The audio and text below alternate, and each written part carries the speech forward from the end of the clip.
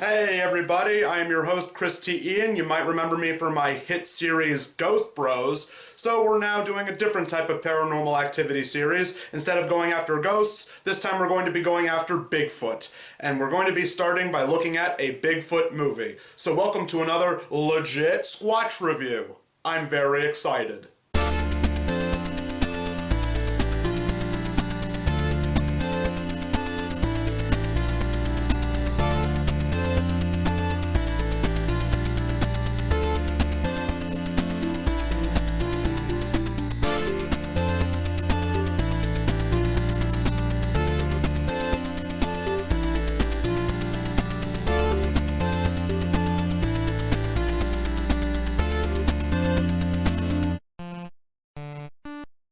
Suburban Sasquatch is one of the greatest movies ever made, and that's no lie. It was released in 2004 by one Troubled Moon Films, a low-budget film studio that started around 2002 up until 2013, going by the titles listed on their website. Similar to other classics we've looked at, like Last Vampire on Earth, this was helmed by one man, armed with a Sony Handycam, $5, and a ham sandwich. The man in question is a Pennsylvanian by the name of Dave Wascovich, who basically did everything for this movie. So to all you skeptics out there, let's see if this movie can make a true believer out of you. This is Suburban Sasquatch. We begin with what is clearly daytime footage, tinted to look like nighttime footage as a couple drives through a heavily wooded area. They're on the way to a party, but because it's a horror film, you know they're gonna get it. Be careful, people. What you're about to see is incredibly graphic, as well as extremely terrifying. You just might confuse it for real life. I know I sure did when I first saw it. Not since Megan is Missing have I seen footage this absolutely terrifyingly real. And I'm not just talking about the Bigfoot, or the acting.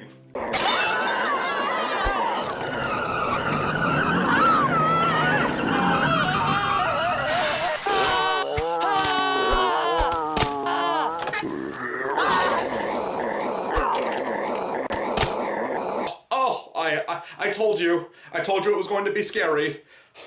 And even though I've seen this before, I'm still not ready for it. Even though I don't think Chris is joking, rest assured, the rest of the effects in this movie are going to look just as awful. After that, we see the realest bald eagle ever flying overhead a nice overcast day in Pennsylvania. And then we get a nice sunny day. Makes perfect sense to me. This is Tala, who likes staring at campfires with her grandfather. Yeah, if you can't tell, they are supposed to be Native American despite clearly not being Native American. And we see another one of our main characters, Rick. He's a journalist who's been called in to report on the massacre that happened at the beginning of the film.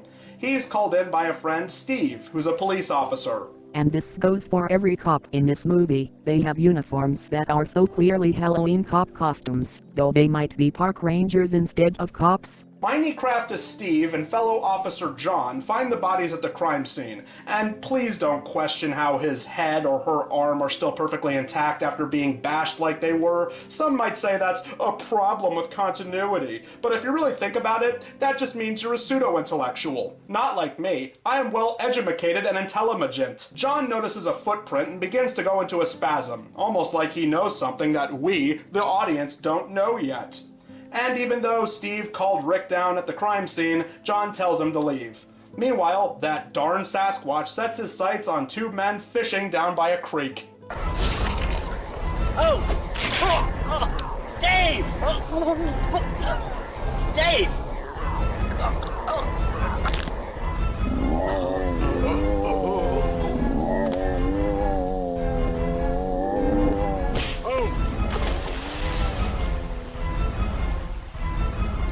Whoa! He just threw that arm right at him and it game-ended him instantly. Must have been a hard throw if it was able to unalive him so hard on impact like that. After that, Rick heads to work, and in a very unconventional yet brilliant style choice, they decide to have these scenes filmed in a school classroom instead of a proper office building. It's here where Rick tries to tell his boss about his Sasquatch suspicions, but his boss turns him down, saying that it's too ridiculous and that no one would believe it. I'll have you know, as an avid reader of Fake Science Monthly, I spit in the face of what you call journalism. Readers don't wait for another. They want information short, concise, with a few ads laid out for them to shop along the way.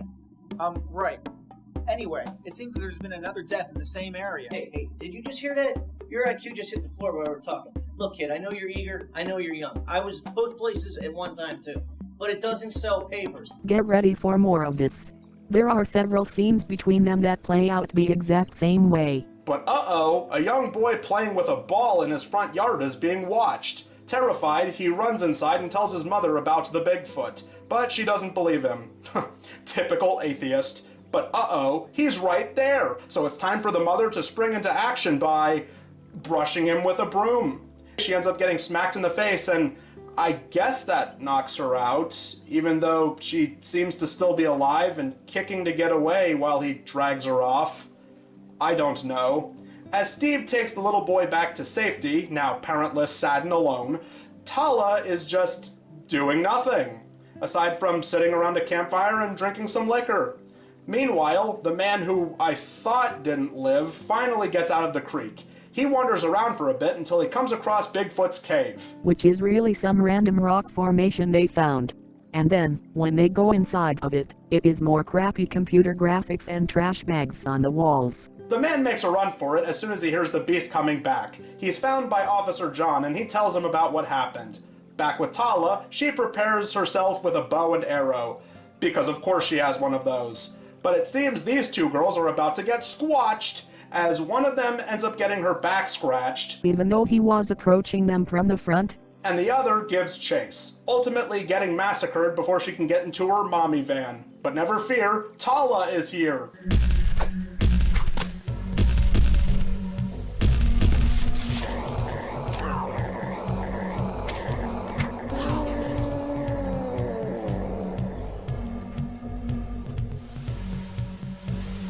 Yes. The movie is actually edited like that. And you gotta love how the Bigfoot is wounded and fleeing and she just walks away when she can clearly stop him right then and there. Rick meets up with a well-dressed man named Jackson, and they talk about stuff. How Rick has hopes and dreams and all that. I think this is what you call character development, but I'm not interested in any of this. Go back to the Sasquatch. Anyway, things start to really pick up for Rick as he comes across the two officers at yet another crime scene. Hey, didn't I tell you to stay out? This is a crime scene. Police jurisdiction. Now beat it. As Officer Steve heads back to his squad car, the Sasquatch teleports in from out of nowhere. He can do that now. And well, just see for yourself.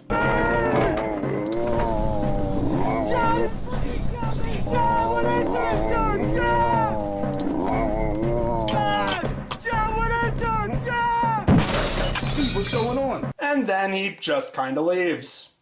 Well, that accomplished a lot. After John mourns his late wife in a poorly cropped image they printed off of the interweb, we get more suburban housewives being attacked by Bigfoot. This time, a woman notices the Sasquatch throwing boulders nearby in her front yard. So leave it to Tala to show up and shoot arrows at him. Back with Rick, he's talking to his grandmother about some arrowheads he found earlier. There was a watch I found that spoke to me, a story from God. I thought I was the storyteller in the family. Well, it's not the object that creates the story. It's only an object, after all. But how can an arrowhead give me insight? Go to the place you found it. But I was there. Then go back. God will give you your message. Look. So not only is this a Sasquatch movie, but it's also a Christian movie now? A++, 10 out of 10, peak cinema, eat your heart out, Hollywood.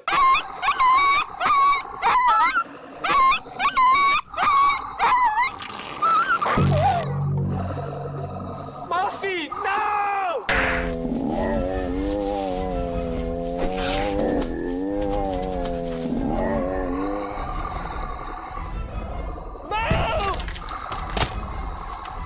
Tala uses psychic powers, she can do that now, to locate the Sasquatch. In an artistic and clever moment of symbolism, we then see a classy suburban woman eating a hot dog while the Sasquatch is eating a person. Because, when you think upper crust pretentious people from the suburbs, you think of them eating hot dogs and mac and cheese, right? They drive around in circles for a while until they suspect they're being followed and call the police. But the Sasquatch then attacks, chasing one of the women into the woods.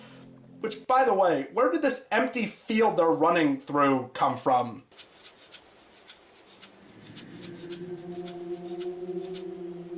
Oh, she can bring people back to life now? The police arrive on the scene and just stand there doing nothing, while a woman is being kidnapped right in front of them.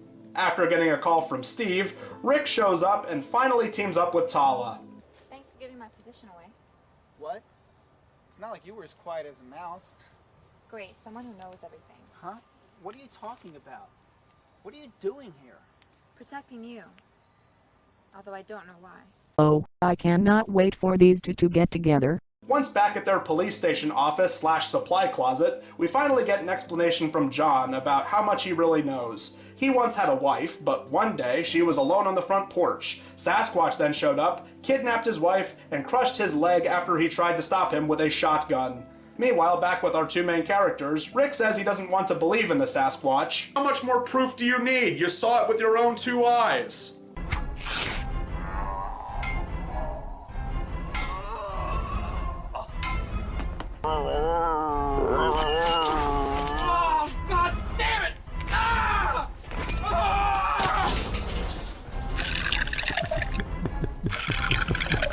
After he calls her beautiful and she calls him special, they find the Sasquatch yet again. She shoots another arrow at it, and despite losing a lot of blood, he manages to disappear because he can distort reality or something she said earlier. I wasn't really paying attention. Don't you worry. It is very stupid.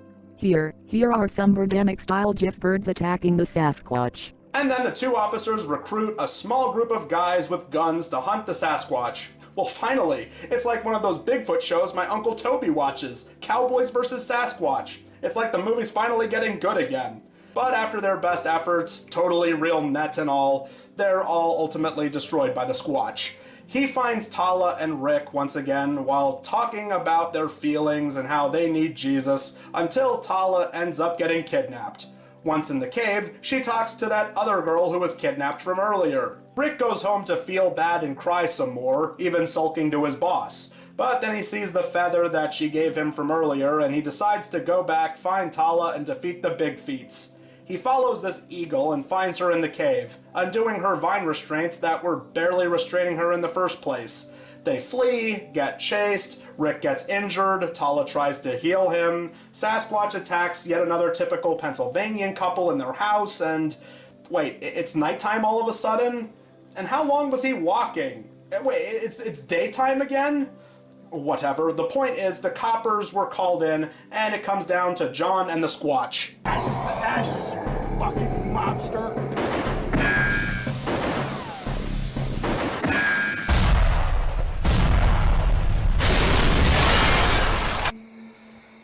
John, you alright? We did all we can do. And like that, we never see them ever again. I guess they took one look at the movie before it was finished and ran away. Back with these two, Tala struggles to heal Rick, even though she was able to bring a woman back to life earlier. But here, no, just toss some berries and sticks onto him, I guess. The next morning, he tries to convince her to leave with him and forget about the Sasquatch, but he eventually agrees to help her finish the beast off for good. Uh-oh, it's now going after Rick's grandmother.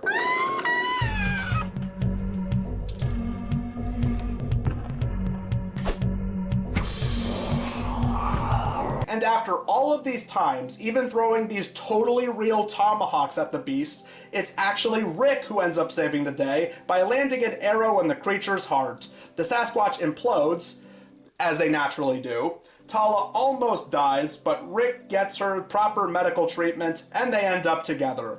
Or do they? Wait, stay with me. Oh, this story was going to make me big.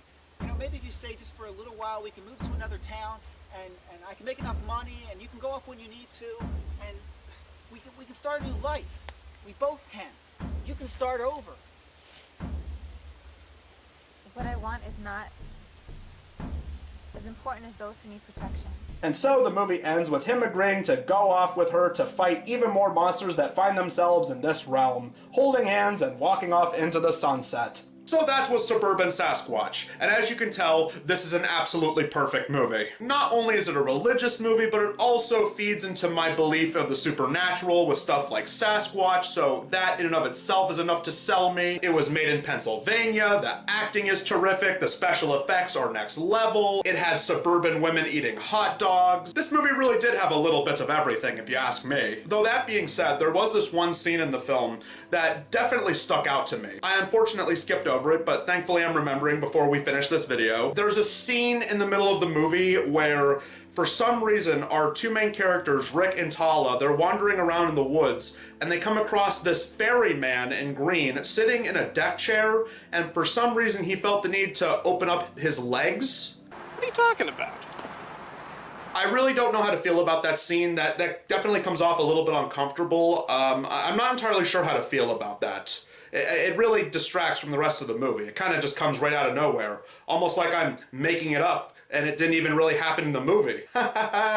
No, but for real though, Suburban Sasquatch is amazingly bad. It really is like a Last Vampire on Earth and stuff like that. It's so bad, it's good. So that does it for this episode of Squatch Review. I'm your host, Chris T. Ian. May Jesus be with you, and until next time, keep believing, true believers. I'm gonna go continue looking for Sasquatch. Since I'm in the suburbs, he's more than likely lurking around. Ha ha! Will there be any Sasquatches or Sasquatches or any sort of squatch of any kind during the show? Well, we're big Squatch heads. That goes without saying.